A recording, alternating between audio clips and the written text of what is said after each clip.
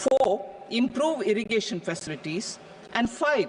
Facilitate availability of long-term and short-term credit.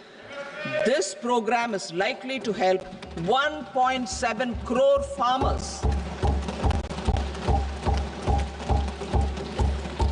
Building rural prosperity and resilience. A comprehensive multi-sectoral rural prosperity and resilience program will be launched in partnership with the states. This will address underemployment in agriculture through skilling, investment, technology, and invigorating the rural economy. The goal is to generate ample opportunities in rural areas so that migration is an option but not a necessity. The program will focus on rural women, young farmers, rural youth, marginal and small farmers, and landless families. The details are in Annexure A. Domestic best practices will be incorporated, and appropriate technical and financial assistance will be sought from multilateral development banks. In Phase 1, 100 developing agri-districts will be covered. Atmanirbharta in pulses. Our government is implementing the National Mission for Edible Oilseed for achieving Atmanirbharta in edible oils. Our farmers have the capability to grow enough for our needs and more. 10 years ago, we made concerted efforts and succeeded in achieving near self-sufficiency in pulses. Farmers responded to the need by increasing the cultivated area by 50%, and government arranged for procurement and remunerative prices. Since then, with rising incomes and better affordability, our consumption of pulses has increased significantly. Our government will now launch a 6-year mission for Atmanirbharta in pulses with a special focus on Tuar, Urad and Masoor. Details are in Annexure B. Central agencies such as NAFED and NCCF will be ready to procure these 3 pulses as much as offered during the next 4 years from farmers who register with these agencies and enter into agreements. Comprehensive program for vegetables and fruits. It is encouraging that our people are increasingly becoming aware of their nutritional needs. It is a sign of a society becoming healthier. With rising income levels, the consumption of vegetables, fruits, and Shri Anna is increasing significantly. A comprehensive program to promote production, efficient supplies, processing, and remunerative prices for farmers will be launched in partnership with the states. Appropriate institutional mechanisms for implementation and participation of farmer-producer organizations and cooperatives will be set up. Makhana Board in Bihar. For this, there is a special opportunity for the people of Bihar. A Makhana Board will be established in the state to improve production, processing, value addition, and marketing of makhana. The people engaged in these activities will be organized into FPOs. The board will provide hand-holding and training support to makhana farmers and will also work to ensure they receive the benefits of all relevant government schemes. A national mission on high-yielding seeds will be launched, aimed at 1. Strengthening research ecosystem, 2. Targeted development and propagation of seeds with high yield, pest resistance, and climate resilience, and 3. Commercial availability of more than 100 seed varieties released since July 2024. India ranks second largest globally in fish production and aquaculture. Seafood exports are valued at 60,000 crore rupees. To unlock the untapped potential of the marine sector, our government will bring in an enabling framework for sustainable harnessing of fisheries from Indian Exclusive Economic Zone and High Seas, with a special focus on the Andaman and Nicobar and Lakshadweep Islands. For the benefit of lakhs of cotton-growing farmers, I am pleased to announce a mission for cotton productivity.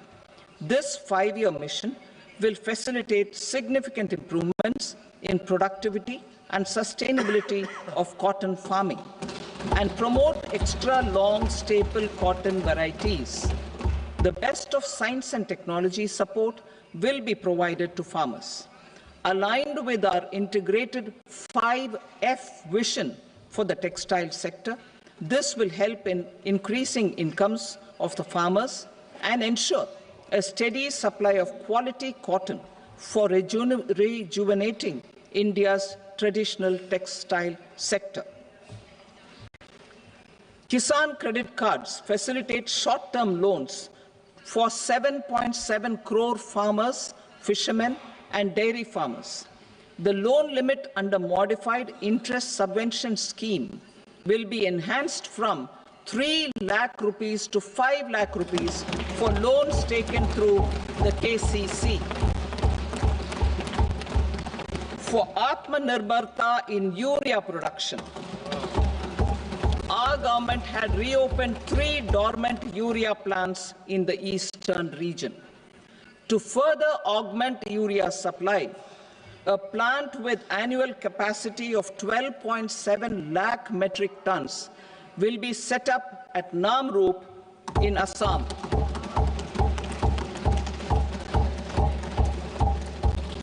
India Post, with 1.5 lakh rural post offices, complemented by the India Post Payment Bank and a vast network of 2.4 lakh Dak Sevaks, will be repositioned to act as a catalyst for the rural economy.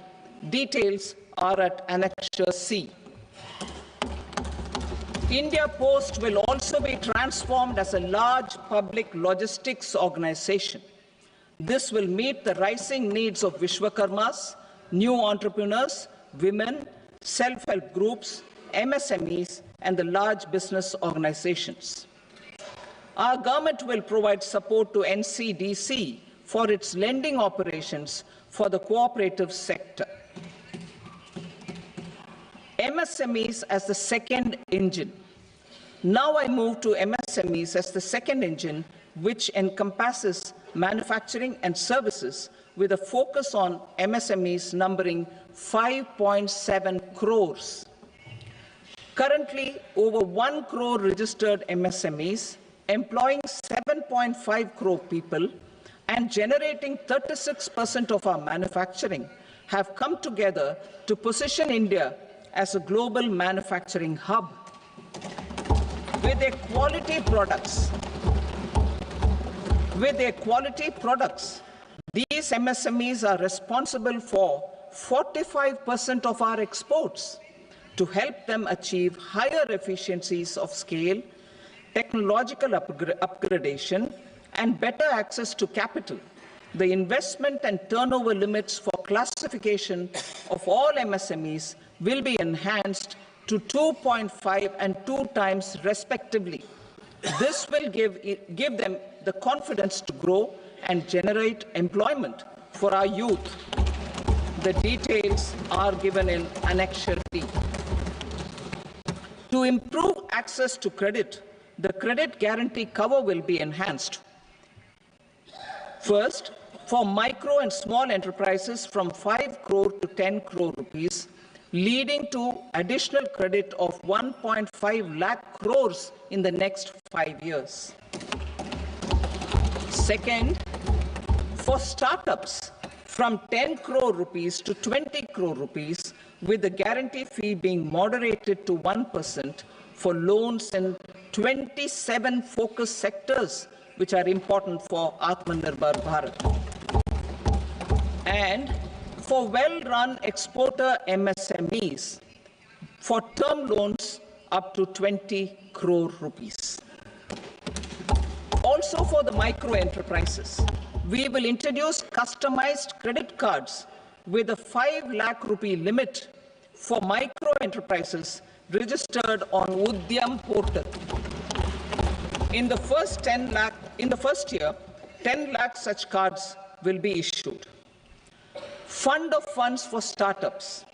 The alternate investment fund, AIFs, for startups have received commitments of more than 91,000 crores rupees.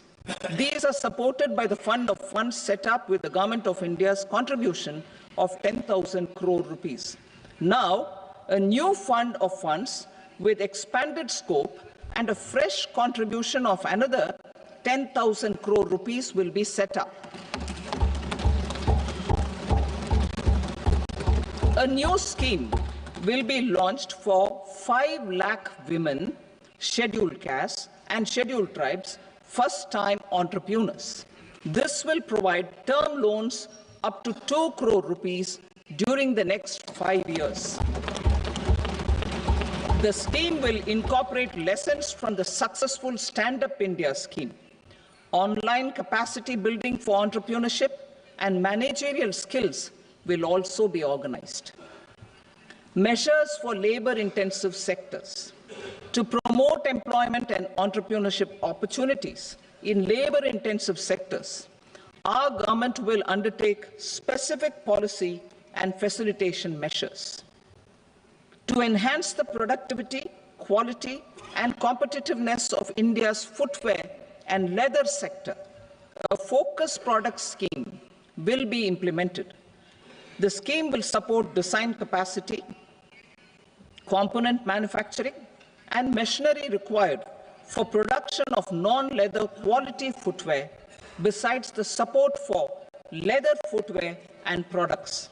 The scheme is expected to facilitate employment for 22 lakh persons, generate over 4 lakh crore rupees, and exports of over 1.1 lakh crore rupees. Measures for the toys sector.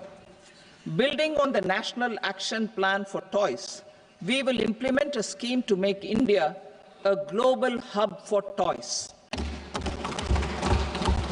The scheme will focus on development of clusters, skills, and a manufacturing ecosystem that will create high-quality, unique, innovative, and sustainable toys that will represent the Made in India brand. Support for food processing. In line with our commitment towards Purvodaya, we will establish a National Institute of Food Technology, Entrepreneurship and Management in Bihar. The institute will provide a strong fillip to food processing activities in the entire eastern region. This will result in 1. Enhanced income for the farmers through value addition to their produce, and 2. Skilling entrepreneurship and employment opportunities for the youth. Manufacturing mission, furthering Make in India. Our government will set up a national manufacturing mission covering small, medium, and large industries for furthering Make in India by providing policy support, execution roadmaps, governance, and monitoring framework for central ministries and states. Details are in Annexure E. Given our commitment to climate-friendly development, the mission will also support clean tech manufacturing. This will aim to improve domestic value addition and build our ecosystem for solar PV cells, EV batteries, motors and controllers, electrolyzers, wind turbines, very high voltage transmission equipment, and grid-scale batteries. Investment as the third engine.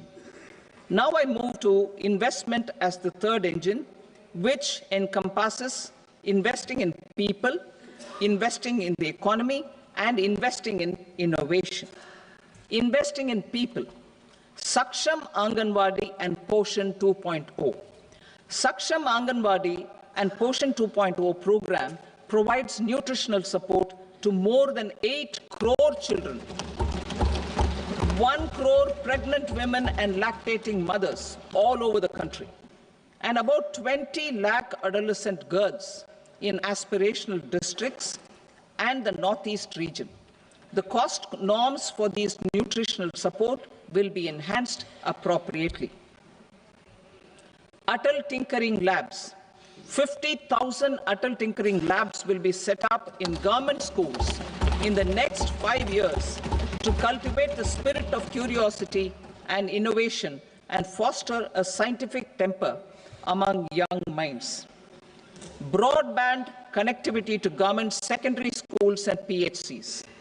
Broadband connectivity will be provided to all government secondary schools and primary health centers in rural areas under the BharatNet project. Bharatiya Bhasha Pustak Scheme. We propose to implement a Bharatiya Bhasha Pustak scheme to provide digital form Indian language books for schools and for higher education. This aims to help students understand their subjects better and in their language. National Centers of Excellence for Skilling. Building on the initiative announced in the July 24 budget, 5 national centers of excellence for skilling will be set up with global expertise and partnerships to equip our youth with the skills required for Make for India, Make for the World manufacturing. The partnership will cover curriculum design, training of trainers, and a skill certification framework and periodic reviews. Expansion of capacity in IITs. Total number of students in 23 IITs has increased 100% from 65,000 to 1.35 lakh in the past 10 years.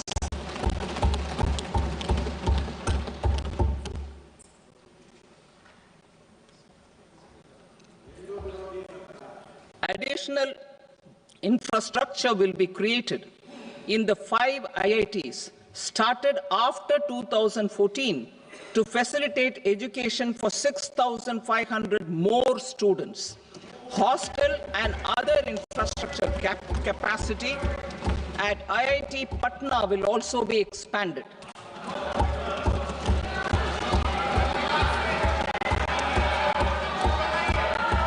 Center of Excellence.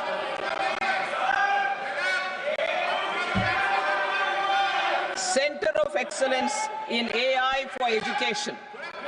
I had announced 3 centers of excellence in artificial intelligence for agriculture, health, and sustainable cities in 2023.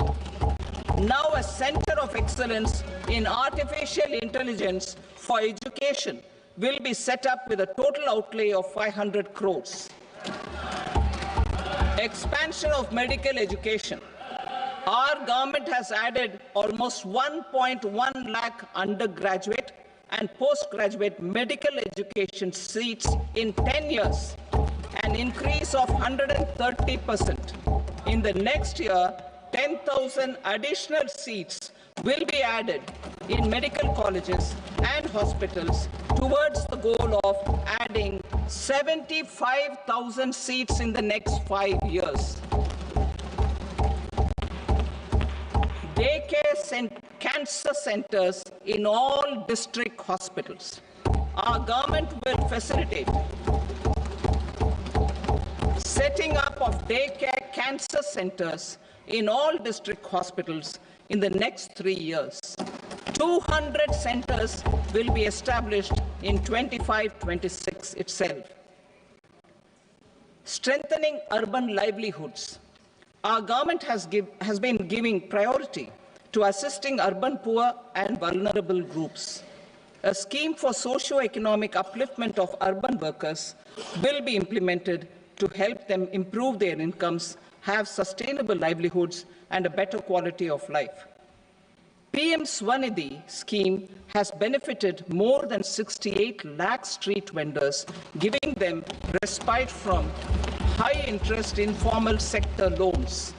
Building on this success, The scheme will be revamped with enhanced loans from banks, UPI-linked credit cards with 30,000 rupees limit, and capacity building support.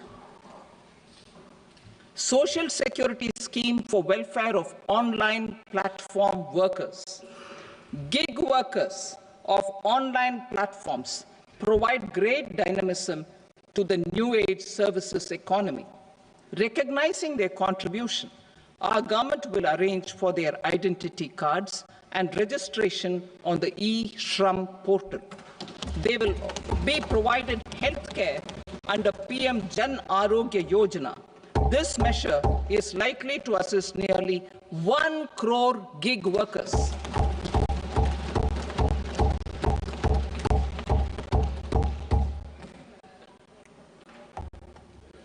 Investing in the economy, public-private partnership in infrastructure. Each infrastructure-related ministry will come up with a 3-year pipeline of projects that can be implemented in PPP mode.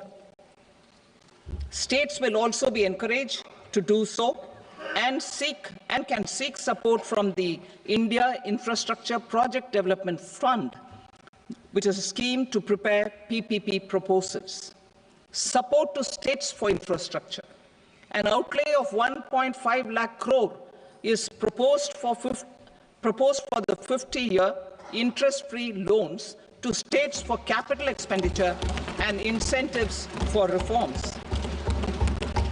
Building on the success of the first asset monetization plan announced in 2021, the second plan for 2025 to 30 will be launched to plow back capital of 10 lakh crore in new projects. Regulatory and fiscal measures will be fine-tuned to support the plan. Jal Jeevan Mission. Since 2019, 15 crore households, representing 80% of India's rural population, have been provided access to portable tap water connections. To achieve 100% coverage, I am pleased to announce the extension of this mission until 2028 with an enhanced total outlay.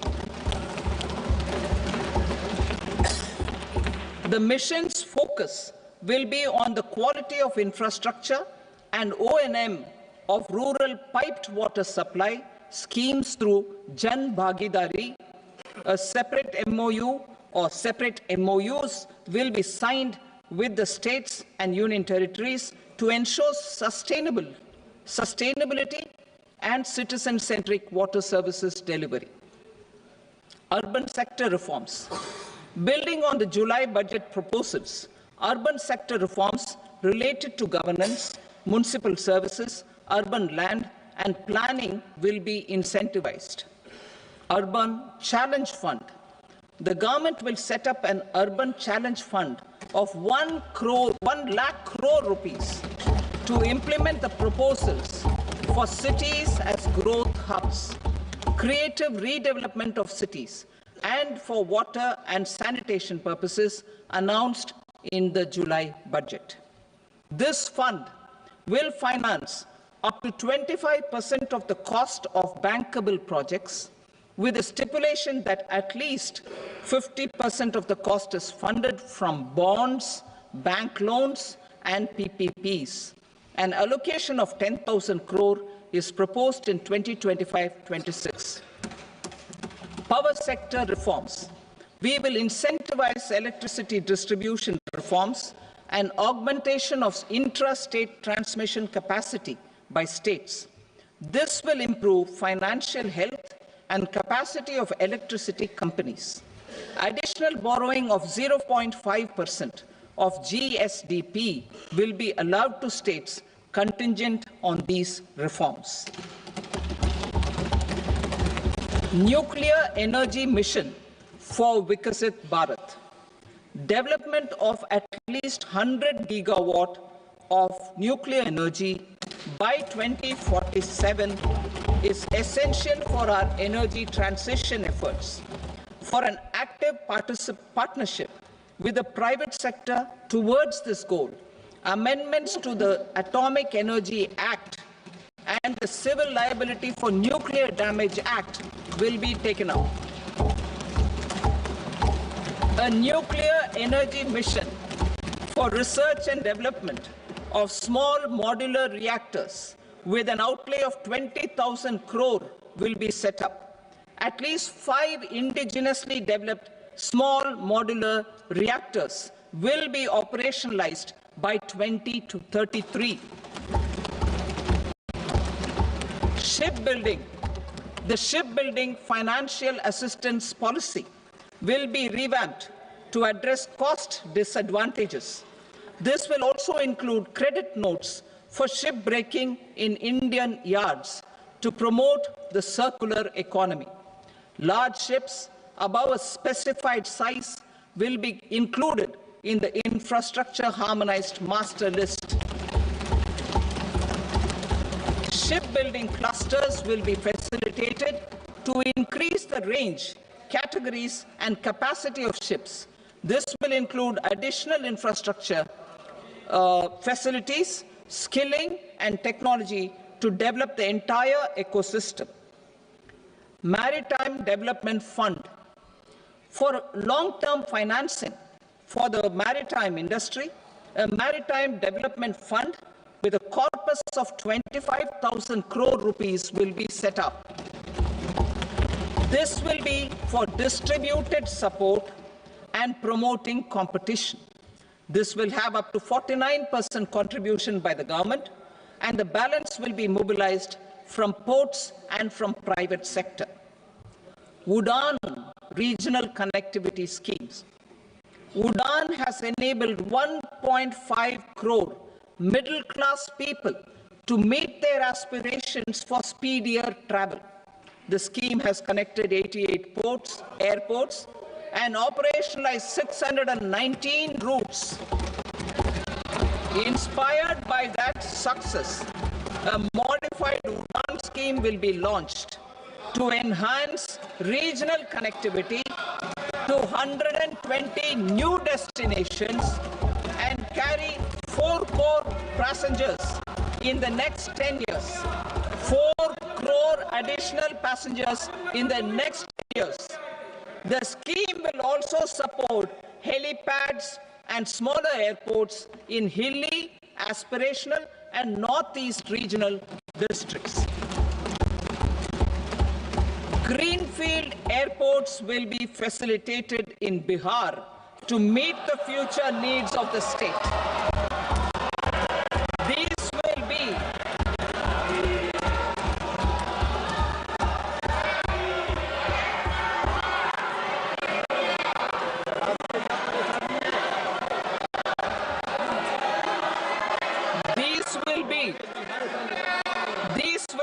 in addition to the expansion of the capacity of Patna Airport and a brownfield airport in Beta.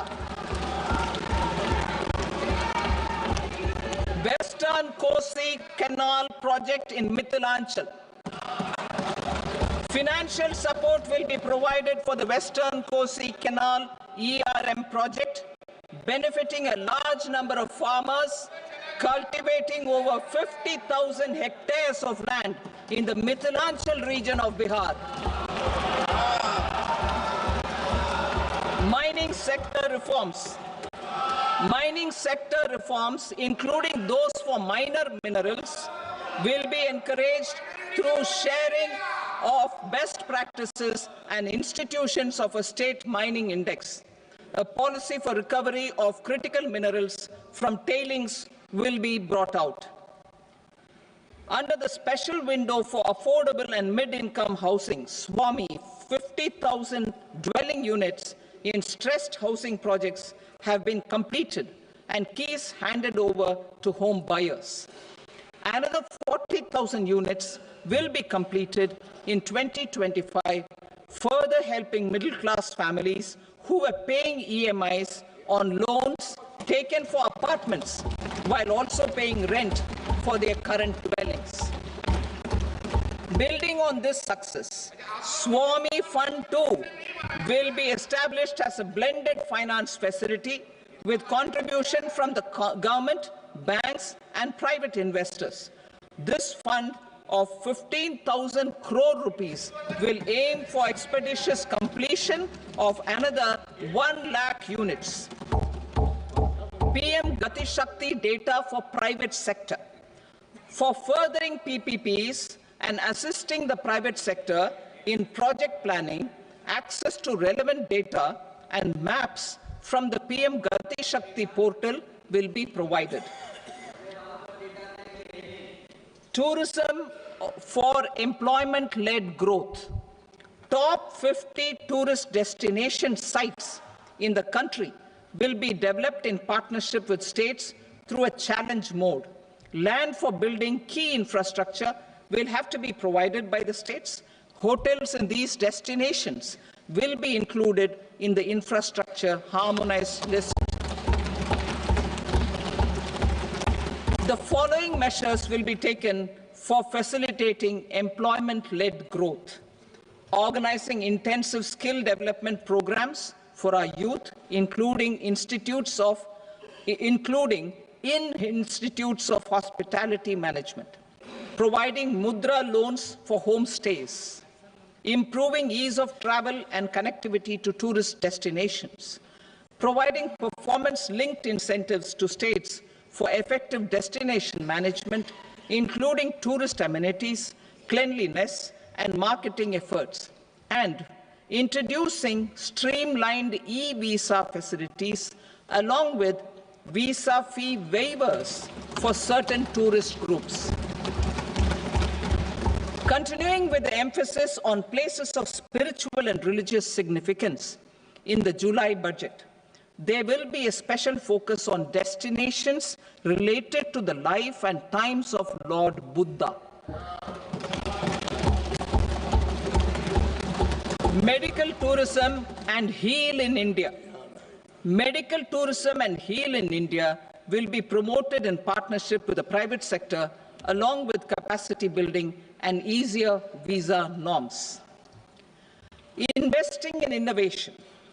To implement private sector-driven research, development, and innovation initiatives announced in the July budget, I am now allocating 20,000 crore rupees for this purpose. A deep tech fund of funds will also be explored to catalyze the next generation startups as a part of this initiative.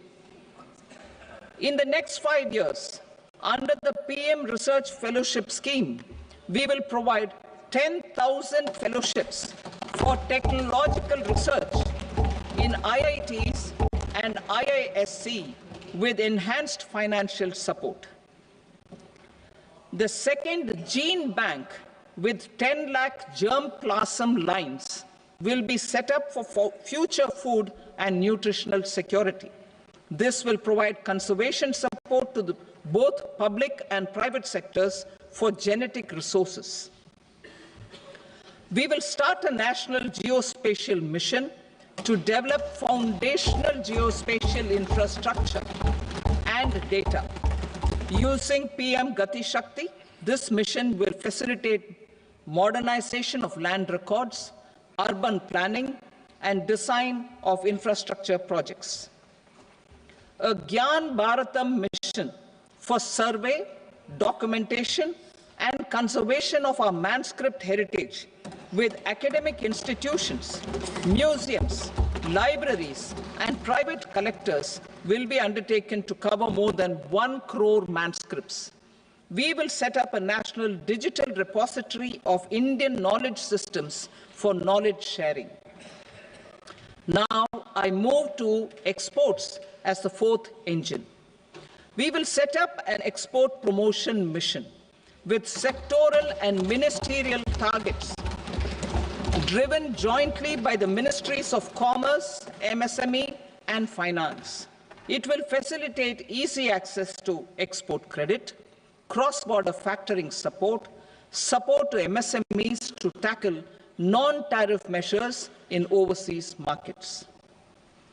A digital public infrastructure, Bharat Trade Net, for international trade will be set up as a unified platform for trade documentation, and financing solutions. This will complement the Unified Logistics Interface Platform. The BTN will be aligned with international practices. Support will be provided to develop domestic manufacturing capacities for our economy's integration with global supply chains. Sectors will be identified based on objective criteria. Facilitation groups with participation of senior officers and industry representatives will be formed for select products and supply chains.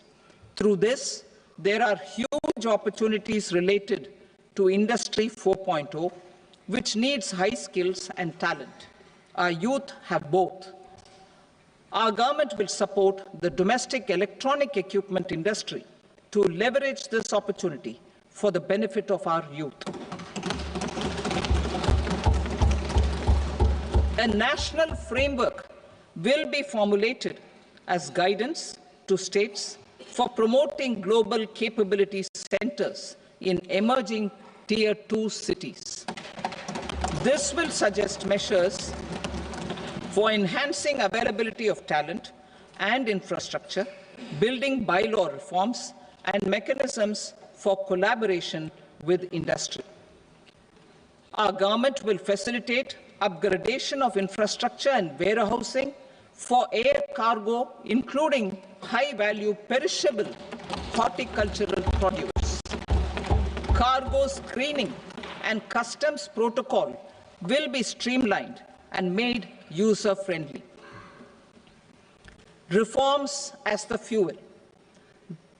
Over the past 10 years, our government has implemented several reforms for convenience of taxpayers, such as faceless assessment, 2, taxpayer charter, 3, faster returns, 4, almost 99% returns being on self-assessment, and 5, Vivad Se Vishwas scheme.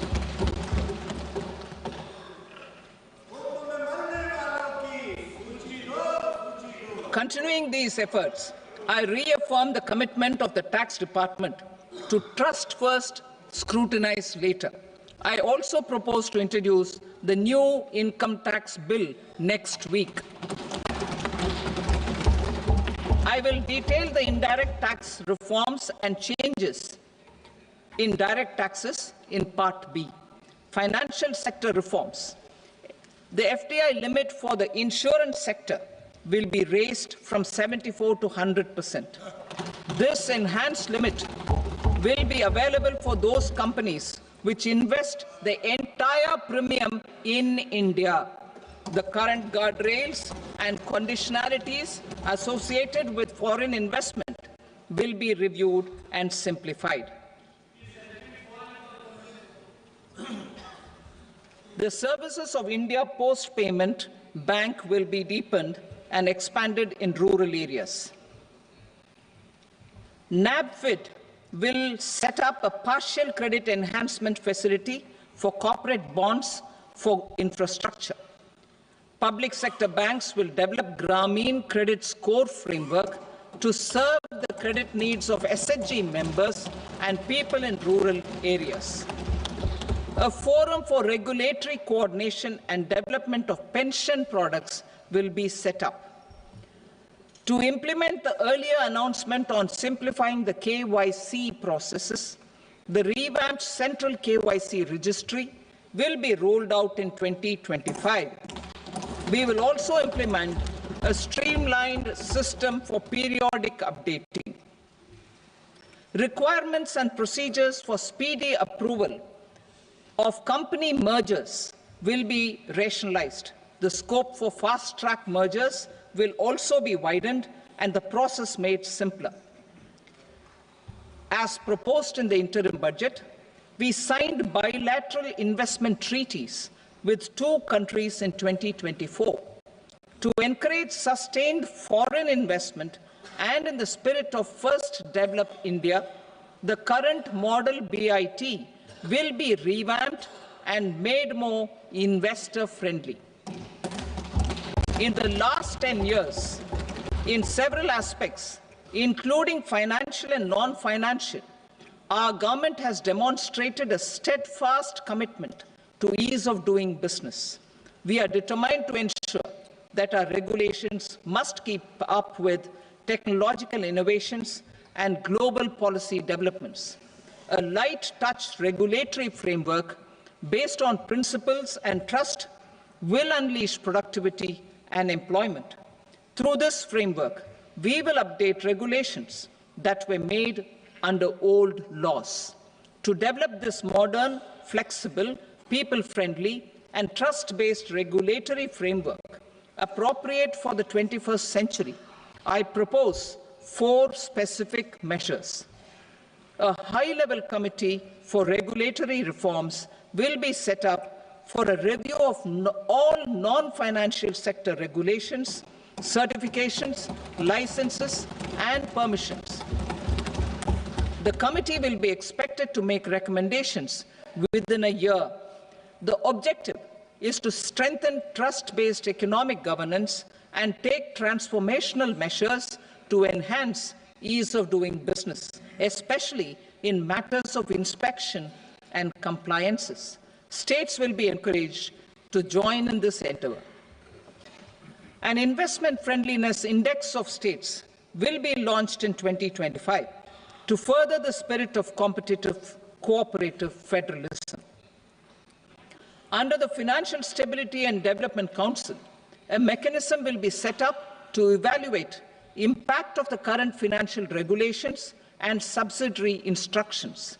It will also formulate a framework to enhance their responsiveness and development of the financial sector. In the Jan Vishwas Act 2023, more than 180 legal provisions were decriminalized. Our government will now bring up the Jan Vishwas Bill 2.0 to decriminalize more than 100 provisions in various laws. I now move to fiscal policy. In the July budget, I had committed to staying the course for fiscal consolidation. Our endeavor will be to keep the fiscal deficit each year such that central government debt remains on a declining path as a percentage of the GDP. The roadmap for the next 6 years has been detailed in the FRBM statement. Revised estimates for 2024-25. The revised estimate of the total receipts other than borrowings is 31.47 lakh crore rupees, of which the net tax receipts are 25.57 lakh crore rupees. The revised estimate of the total expenditure is 47.16 lakh crore rupees, of which the capital expenditure is about 10.18 lakh crore rupees. The revised estimate of the fiscal deficit is 4.8% of the GDP. Budget estimates for 25-26. Coming to 25-26, the total receipts other than borrowings and total expenditure are estimated at 34.96 lakh crore rupees and 50.65 lakh crore rupees respectively. The net tax receipts are estimated at 28.37 lakh crore rupees. The fiscal deficit is estimated to be 4.4% of GDP. To finance the fiscal deficit, the net market borrowings from dated securities are estimated at 11.54 lakh crore. The balance financing is expected to come from small savings and other sources. The gross market borrowings are estimated at 14.82 lakh crore rupees. I will now move to Part B. Indirect taxes. My proposals relating to customs aim to rationalize tariff structure and address duty inversion. These will also support domestic manufacturing and value addition, promote exports, facilitate trade, and provide relief to common people. Rationalization of customs tariff structure for industrial goods. As a part of comprehensive review of customs rate structure announced in July 2024 budget, I propose to 1. Remove 7 tariff rates. This is over and above the 7 tariff rates removed in 23-24 budget. After this, there will be only 8 remaining tariff rates, including 0 rate. 2. Apply appropriate cess to broadly maintain effective duty incidence, except on a few items where such incidence will reduce marginally. 3. Levy not more than 1 cess or surcharge. Therefore, I propose to exempt social welfare surcharge on 82 tariff lines that are subject to a cess. I shall now take up sector-specific proposals. To provide relief to patients, particularly those suffering from cancer, rare diseases, and other severe chronic diseases, I propose to add 36 life-saving drugs and medicines to the list of medicines fully exempted from basic custom duty.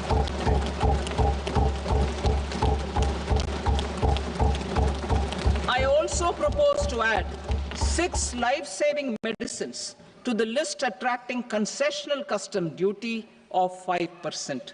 Full exemption and concessional duty will also respectively apply on the bulk drugs for manufacture of the above. Specified drugs and medicines under patient assistance programs run by the pharmaceutical companies are fully exempt from BCD, provided the medicines are supplied free of cost to the patients. I propose to add 37 more medicines along with 13 new patient assistance programs. Support to domestic manufacturing and value addition. Critical minerals. In the July 2024 budget, I had fully exempted BCD on 25 critical minerals that are not domestically available. I had also reduced BCD of 2 other such minerals to provide a major fillip to their processing, especially by MSMEs.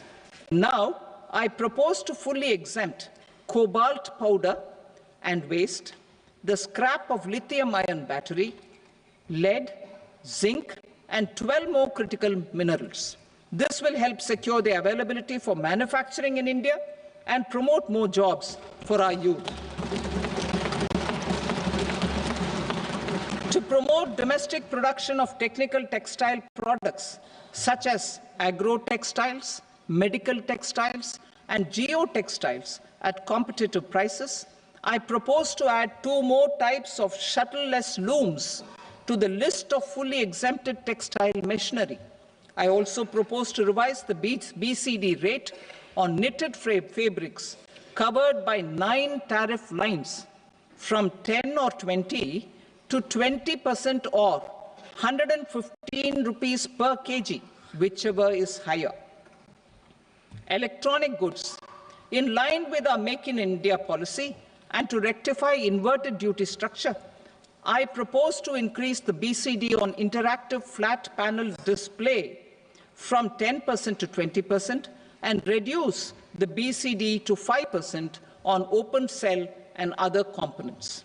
In 23-24 budget, for the manufacture of open cells of LCD, LED TVs, I had reduced the BCD on parts of open cells from 5% to 2.5%.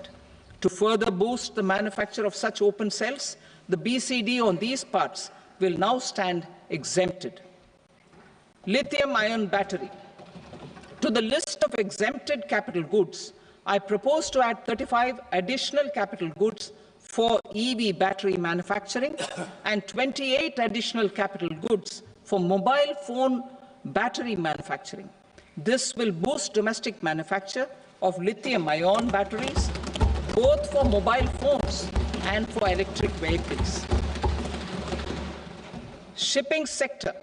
Considering that shipbuilding has a long gestation period, I propose to continue the exemption of BCD on raw materials, components, consumables, or parts for the manufacture of ships for another 10 years.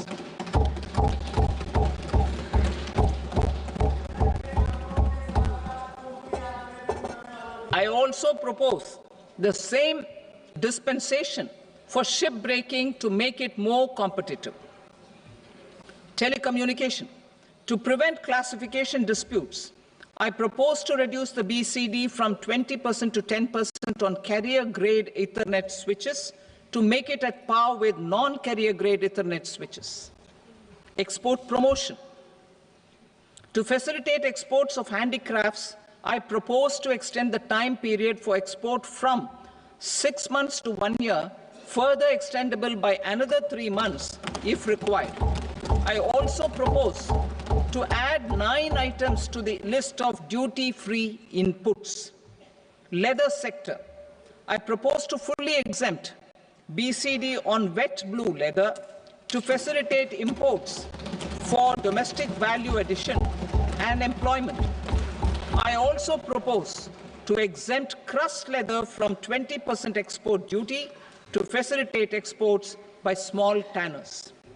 Marine products. To enhance India's competitiveness in the global seafood market, I propose to reduce BCD from 30% to 5% on frozen fish paste, surimi, for manufacture and export of its analog products. I also propose to reduce BCD from 15% to 5% on fish hydrolysates for manufacture of fish and shrimp feed.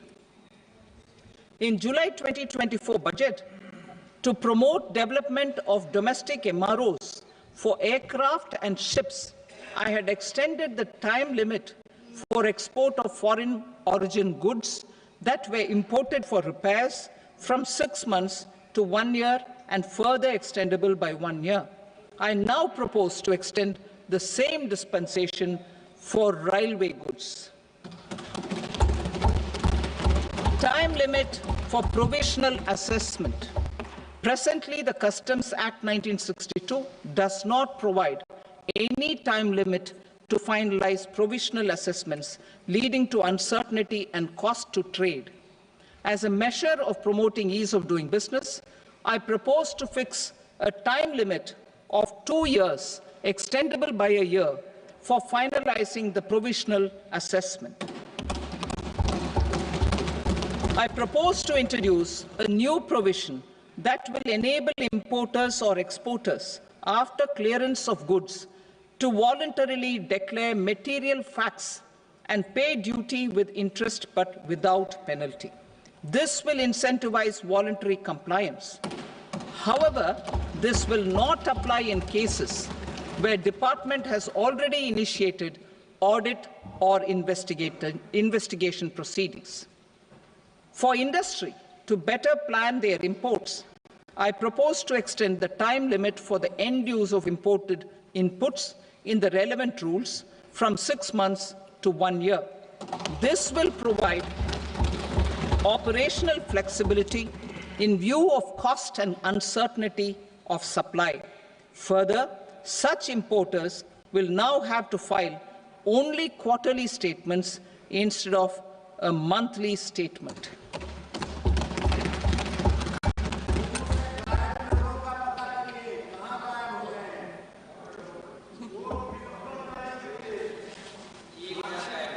I now come to my direct tax proposals.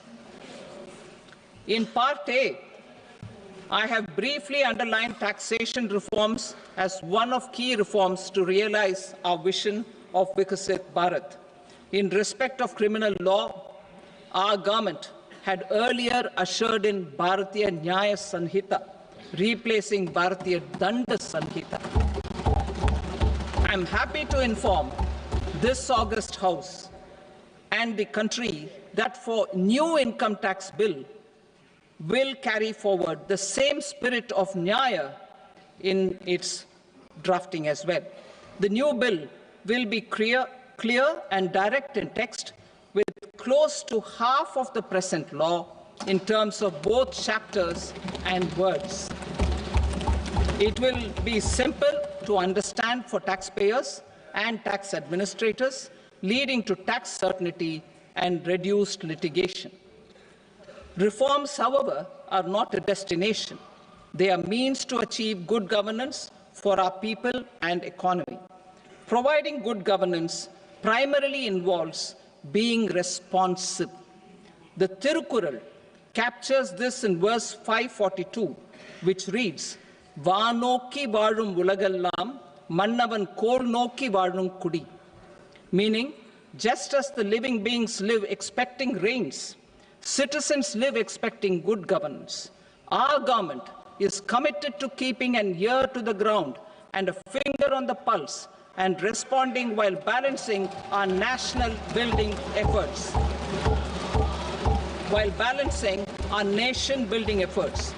The following measures will detail just how our government will, under the guidance of PM Modi, has taken steps to understand and address.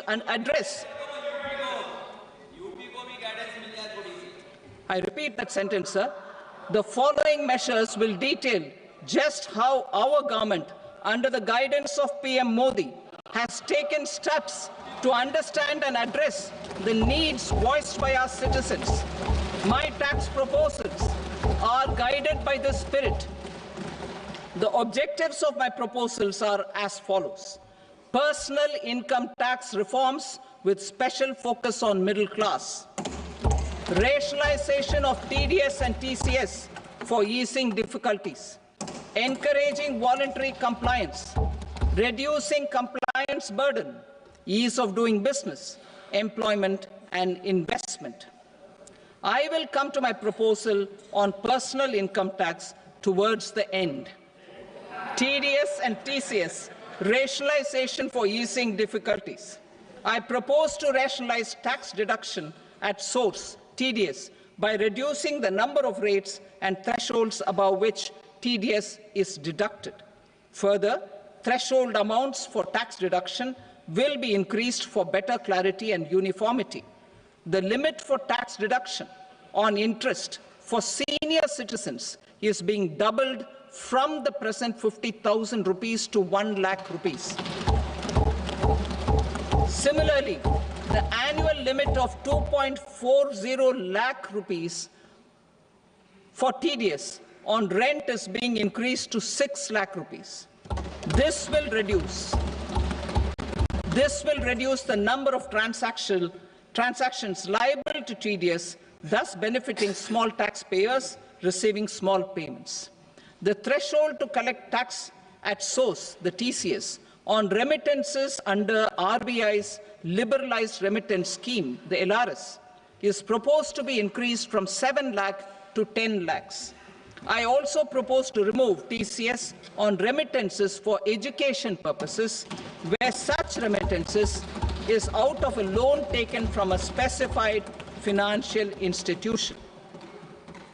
Both TDS and TCS are being applied on any transaction related to sale of goods. To prevent such compliance difficulties, I propose to omit the TCS. I also propose that the provisions of the higher TDS deduction will now apply only in non-PAN cases. In July 2024, the delay for payment of TDS up to the due date of filing statement was decriminalized. I propose to provide the same relaxation to TCS provisions as well. The government under the leadership of Prime Minister Modi believes in Sabka Saath, Sabka Vikas, Sabka Vishwas and Sabka Prayas. In line with this, we brought in updated return facility in 2022 for voluntary compliance by taxpayers who had omitted to report their correct income. Our trust in taxpayers was proved right. Nearly 90 lakh taxpayers voluntarily updated their incomes by paying additional tax.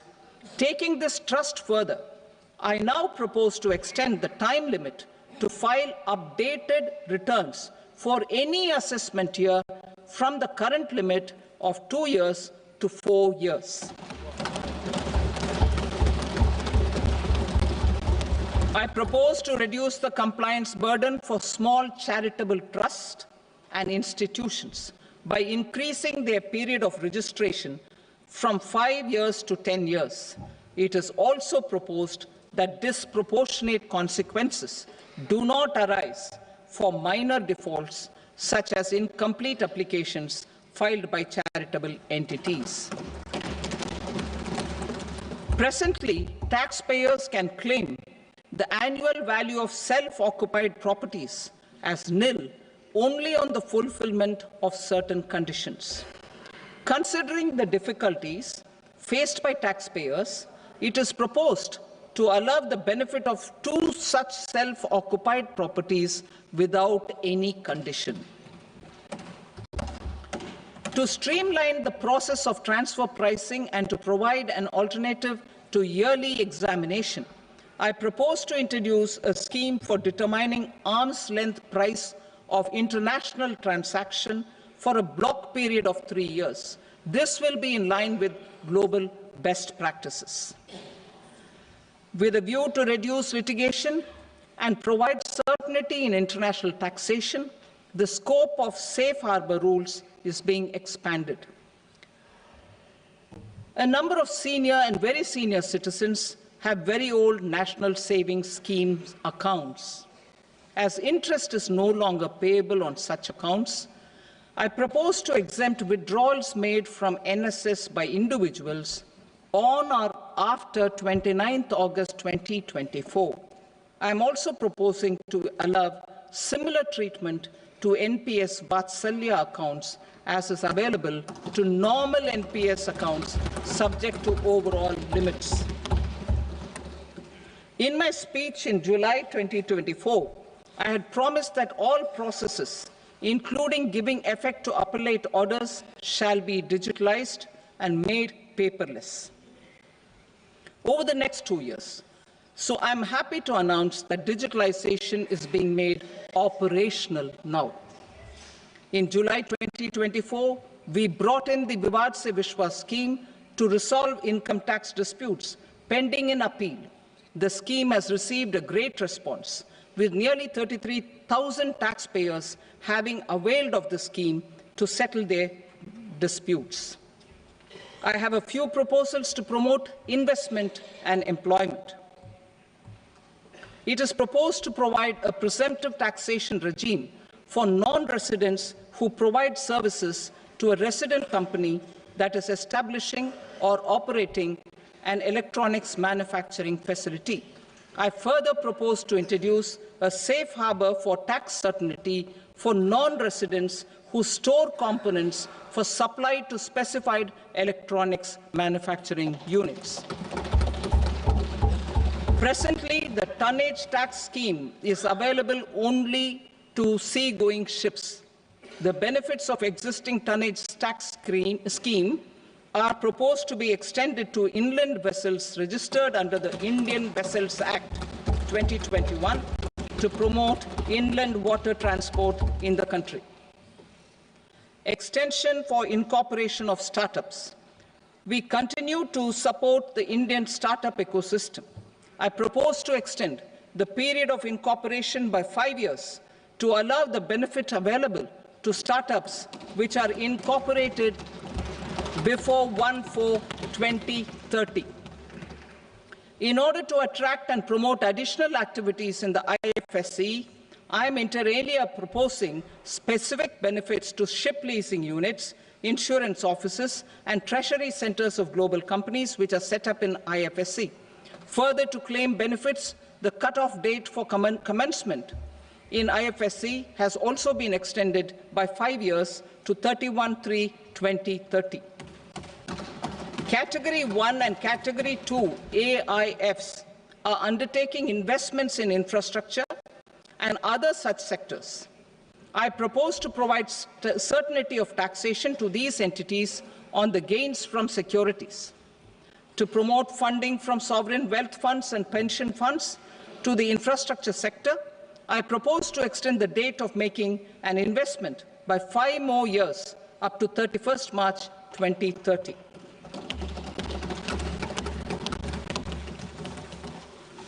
Personal income tax reforms with special focus on middle class.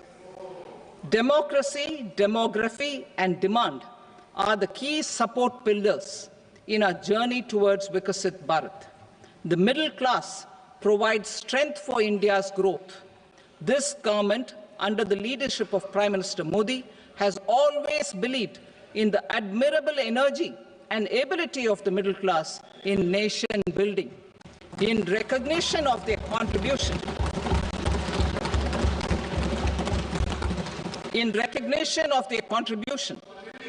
we have periodically reduced their tax burden. Right after 2014, the nil tax slab was raised to 2.5 lakhs of rupees, which was further raised to 5 lakh rupees in 2019 and to 7 lakh rupees in 2023. This is reflective of our government's trust on the middle class taxpayers. I am now happy to announce that there will be no income tax payable up to income of 12 lakh rupees.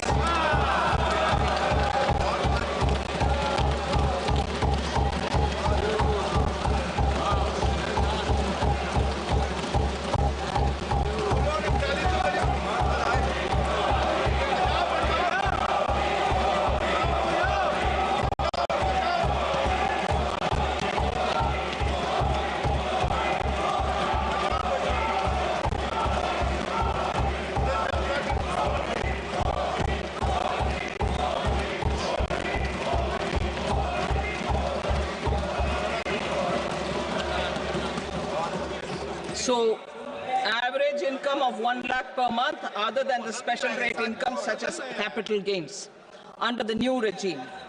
This limit will be 12.75 lakh for salaried taxpayers due to the standard deduction of 75,000. Slabs and rates are being changed across the board to benefit all taxpayers. The new structure will substantially reduce the taxes of the middle class and leave more money in their hands, boosting household consumption, savings, and investment. In the new tax regime, I propose to revise tax rate structures as follows: 0 to 4 lakh rupees nil, 4.8 lakh rupees to 4 to 8 lakh rupees 5%, 8 to 12 lakh rupees 10%, 12 to 16 lakh rupees 15%, 16 to 20 lakh rupees 20%, 20 to 24 lakh rupees 25%, and above 24 lakh rupees 30%. To taxpayers up to 12 lakh of normal income, other than special rate income such as capital gains. I read that again. To taxpayers up to 12 lakh of income, other than special rate income such as capital gains, tax rebate is being provided in addition to the benefit due to slab rate reduction in such a manner that there is no tax payable by them. The total tax benefit of slab rate changes and rebate at different income levels can be illustrated with a few examples. A taxpayer in the new regime with an income of 12 lakh rupees will get a benefit of 80,000 rupees in tax, which is 100% of tax payable as per the existing rates. A person having income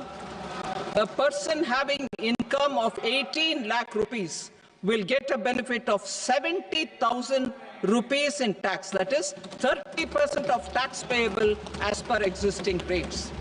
A person with an income of 25 lakh gets a benefit of 1,10,000 rupees, that is 25% of his tax payable as per existing rates. Details of my tax proposals are given in the annexure. As a result of these proposals, Honorable Speaker, sir, revenue of about 1 lakh crore in direct taxes and 2,600 crores in indirect taxes will be foregone. Mr. Speaker, sir, with this, I commend the budget to this august House.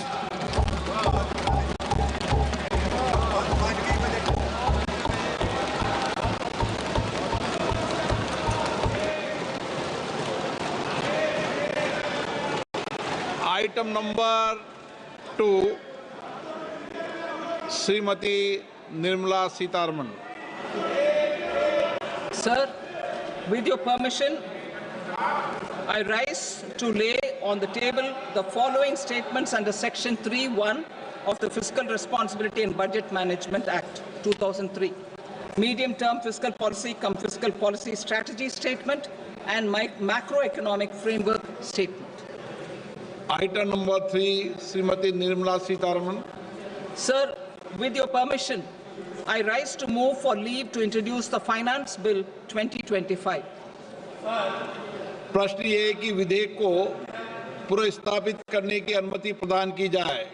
जो सदस्य इसके पक्ष में हाँ कहें, जो सदस्य विरोध में ना कहें। मेरे विचार में निर्णय हाँ वालों के पक्ष में हुआ, हाँ वालों के पक्ष में अनुमति प्रदान की जाती है। माननीय मंत्री जी अब विधेयक को पुनर्स्थापित करें। Sir, I introduce the bill. Thank you.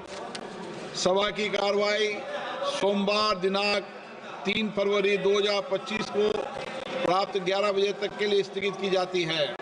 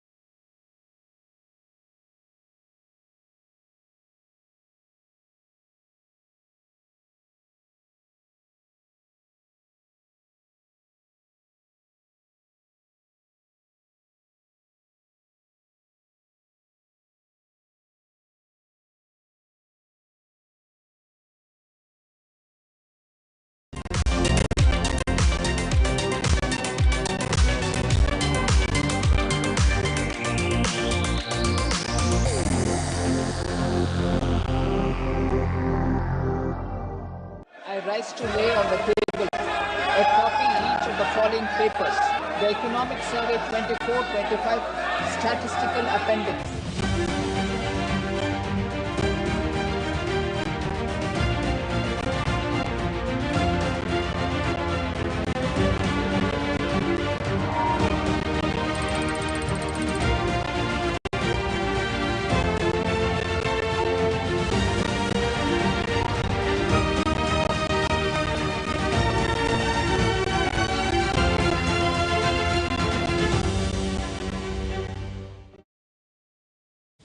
The budget fever has gripped India. Tomorrow is the first full budget of Modi 3.0, and it's a big one. We've got a protectionist Trump in the White House, an economic slowdown at home, and a middle class clamoring for tax cuts. But that's all for tomorrow. Today was about